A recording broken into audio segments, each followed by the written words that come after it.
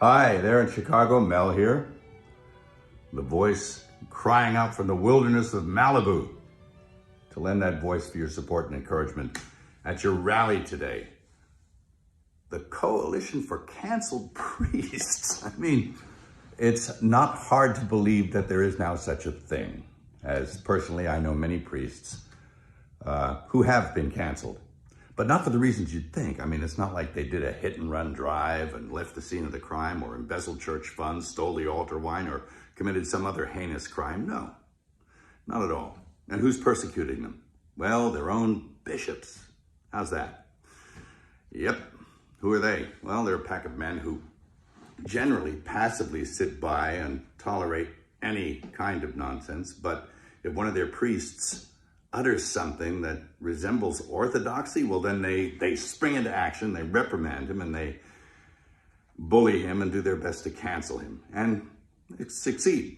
They drum him out of the service, you know. Off he goes. I'm really sorry about that. That's a grave injustice, and it's kind of white martyrdom. And it's nothing new. It really isn't. It's nothing new. And it's a symptom. It's a symptom of a very deep sickness that afflicts the church. It did not happen overnight. If anyone's familiar with the missives of Archbishop Vigano, he says that the seeds of erosion of the church were sown with the reforms of Vatican II, and I agree with him. He suggests even that we scrap the whole thing and go back and do it the way it was before. And it was a pastoral council after all. I mean, there was nothing wrong. It didn't need to be fixed. They were doing pretty well. At any rate, and I've had my own run-in with the bishops. I mean, who are they? Well, I remember when I directed The Passion, I went to the USCCB to get support for the film. And those men couldn't get away from me fast enough. And all but a few of them turned their back on me. And it was pretty telling about who they were. A pretty insipid bunch. And it doesn't look like anything's changed. Geez, I remember back in the 70s, old priests, good priests, who were bullied and persecuted by their bishops. There was a rash of it back then also, and it was because they wanted to maintain what it was that they were ordained to do. They didn't want to go along with the new liturgy and the reforms of Vatican II, and so that they were really heavily leaned on. It was never abrogated, the old Mass, never, and it still hasn't been. You can't. It's protected by quo primum. But they were bullied and badgered and put in insane asylums, and it was pretty sad to watch. And this kind of thing is now happening again. So, and how are we supposed to know the good guys from the bad guys? Well, we were given a standard by which to judge them.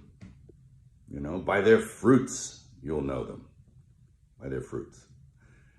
Anybody seen any good fruit lately? Well, it's tough. And look, I'm a pretty sinful guy. I mean, I'm as venal as the next guy. But I know the difference between a shepherd and a hireling.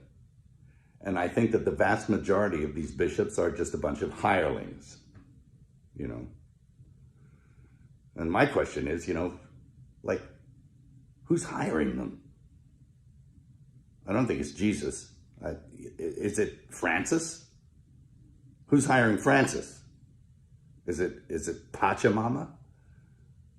I mean, I think you need to look at the whole institution. And, I'll quote Archbishop Vigano again in saying that he believes that there was a parallel counterfeit church set up to eclipse the real one. He's suggesting usurpation or an inside job. It seems that way. Anyway, of course, we know the gates of hell will not prevail against it. The victory is God's, not ours. And it will flourish if we keep it in our hearts. It can flourish in our hearts and keep the faith. And that's what's going to happen. That's what I encourage you to do. Again, I'm sorry for your pain, the injustice. I'll definitely throw something in the hat to add my support. And